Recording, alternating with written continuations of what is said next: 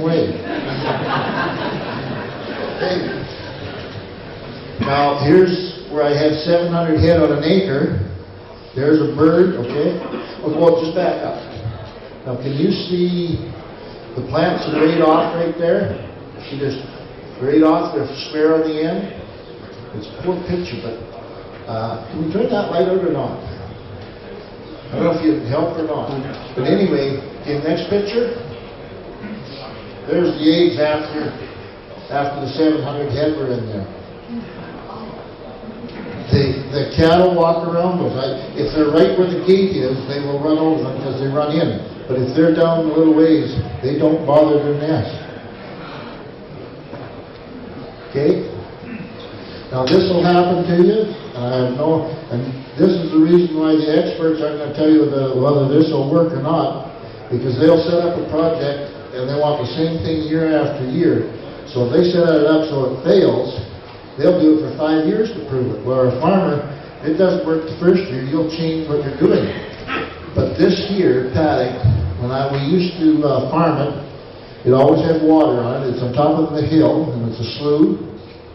Slough is a little dip that holds water. Okay. Some of these things, I know every place has a different word for things. So when I started, this is the land we sold to the wildlife, and I made the agreement that I could hay it. Well, I remember after we started haying, we only hayed that slough once, and now that I'm grazing it, I graze through it every year. In fact, that where the yellow line is where I put my temporary fence right to there. And see the grasses on this side compares to this side. There are different types of grass. This type of grass should be growing up where it's drier, and this is still the old slough grass. Those are grazed 1 day apart, and they're same amount of stock density on both sides of the fence, but the weather had something to do with it. Roger Sabre, Alan's son, he did some stuff in Africa. He moved the cattle every 10 minutes in the morning for 4 hours, and the same thing in the afternoon, and he came back a year later, and every 10 minutes there was predominantly a different species had germinated, and they have no idea other than they think maybe it's something to do with temperature. Different seeds germinate at different temperatures. We don't know. Most of the stuff we don't know. We see it happening, but we have no idea why it's happening. Okay, there's the slough grass. Next one. See the difference? Okay, next one. Next one, that's the slough grass. There's the other side, it's a finer grass. Okay. I set this up a few years ago. Okay, the first one. Click again. This is on May the 17th. I grazed this early, and then I had a tour at our place with the people from the universities, and I wanted to show them what high stock density grazing was, because they're developing a grass up home there for high stock density grazing. Their idea of high stock density grazing is on the low, for their comparison, is 2 animals per acre and 4 animals per acre for the high stock density, and they're going to develop a grass for high stock density grazing. And I put 800, well, it's a waste of money, I think. But here, okay, click again. This is 2 months later, right here. One more click. And this is on July the 17th. This year was wet in the spring, and we went into a day dry spell. It was 22 days without rain, and we never go 22 days. Maybe, usually once a week we get 2 or 3 tenths. Maybe we don't get a lot of rain. We get 12 to 13 inches a year is all we get. But we get a lot of dews at night, and that's just like a rain. But we went for 22 days without a rain, and it's usually no more than a week to week and a half at the most. So all the seeds in here, they got trapped in with the high stock density, but they did not germinate. Okay? Okay? Now this here is the same thing as your CRP land, and this is mine. This is called Ducks Land up home. It sits idle for 10 years. They rent it from a farmer. And this here used to be solid foxtail, and I was going to spray it out, and then I found out what the cost of spray was. This was years ago, and I know better now, but okay, next one. See how silvery gray it is? It's all oxidizing and going into the air. There's no nutrients recycling. Next one. See how it's sitting off the ground? The old stalks there, they were some of the first stuff that came down, the big ones. And there's only about 1 or 2 species grass left in that pasture. Okay?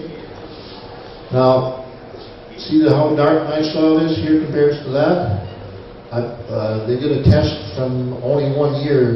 They wanted to do about 5 years, but they couldn't get the money. But we did 1 year, and I put 6 metric ton of organic carbon per hectare more in my land than in this. Okay. Now skim grazing, I was talking about that. That's taking 1% of the leaf. And when I first started, I didn't know what I was doing. Okay.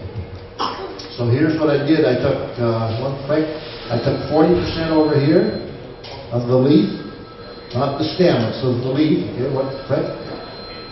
one more. And over here I took 80%.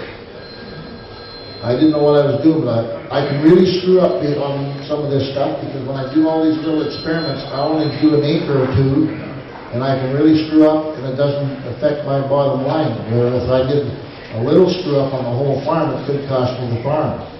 So I try all these little things here and there to see if they're going to work before I ever use them. Okay, next one. Here's where I took the 40%, and this was 3 weeks later.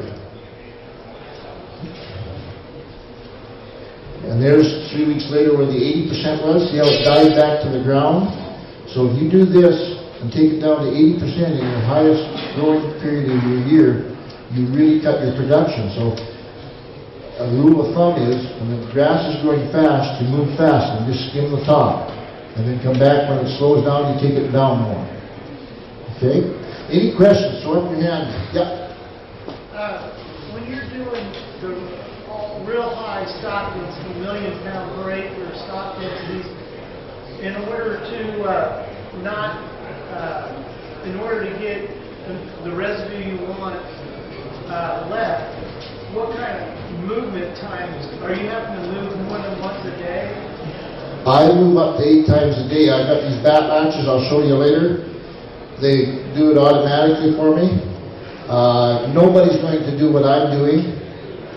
There's maybe 1 or 2 people who do it. I don't know of anybody in the world who's moving as much as I do. But my goal in life is to have my land the same way as my great-grandfather had it when he homesteaded. And I've outlived all my ancestors so far, so I've got to keep working hard to get this done. But sometimes I leave a lot. I don't always leave the same residue. Like last year, it was dry. I left it just about no residue. That was a survival year. I got through the year. Now this year, the first time around, I took 10 to 20% of the plant. And the second time around, I'm leaving 60% of the plant behind. I'm just moving them so fast and keeping them tight, and they knock everything on the ground. So I'm feeding my microorganisms this year. Last year I didn't. There's no set rules. You keep changing every day. You monitor and change. And the more residue you leave, you get better results. The better results. If you can leave it behind and still make a good living, yeah. The more you leave behind and the tighter to the ground you pack it. Because if it's off the ground, the microorganisms can't use it. You've got to get it as tight to the ground as you can. And with more moisture, like you guys get down here, after you build your root system up to carry your number of pounds you need to, you get deeper root system. It's like a good saw, big thick bed. It will spring right back, where if you got it like that, it'll poke through. So you've got to take time to do this. You can't just go stay and then do 1 million pounds. You've got to work your way into it. And what I'm finding now is your land wants something different all the time. You don't want to do 1 million pounds or 300,000 or 50,000 year after year. We found a nice little Chinese restaurant just down the road, just excellent food. We made it for 2 nights in a row, all we can eat. I don't want it tonight. So that hamburger, boy, did it taste good. And I think the soil is the same way. You've got to keep changing things. Nature was like that. It didn't get the same thing year after year. So I think we've got to mimic nature as close as possible, work with it. Any other? Just throw up your hand, because I can use this, yeah. You say you're moving them 8 times a day. At nighttime, do they stay on a larger paddock, or do they stay on one same size paddock overnight? Yeah. Most people ask me what I do at night. You phrase that a little different. I usually don't, if you ask me what I do at night, that's kind of personal. But no, I try to start with an acre in the morning, and I add an acre on every 2 hours, and then they have the whole paddock for the night. So if it does rain and pour rain, you don't end up with that little thing. Now, I used to think that was terrible, putting the land black like that. I don't anymore. It happens. You just gotta adjust your rotations to next year, and you always rotate different paddocks, different times of the year, so you don't stress a certain plant that's germinating or doing its thing at the same time every year, and you hit it at that time, at the most vulnerable time of the year, you'll kill it out. So you want to keep moving around different times. Okay? Okay? Oh, yeah? What about shade? Shade? That's the reason I like my bush. I got shade from them. We don't get the hot weather that you guys do down here. We get 1 or 2 days of hot weather. I should have brought my shorts. It's hot enough down here. I need shorts today. There's another question right behind there. Is there somebody? Okay. What about your water situation? Do you pump water to them, or do you just make rain? Yeah, if you start doing this, the most important thing is water. What will happen to you, all your local areas will dry up on you. The places you used to have water in all the time will dry up. And because the reason for that is your land gets healthier, and up high on the hill, you'll get better water infiltration. It'll soak in, it won't run off to your low spot. Like this year, we had 3 wet months in a row, and then we had a dry one, and then we had another wet one. And the first 3 wet months, usually the way we used to farm, that slough, I would be hunting ducks in it now. This year, the first 3 wet months, there was no water in that slough. Then I grazed it off, and I moved on, and I come back in the dry month, at the end of it, and I've got water in the slough.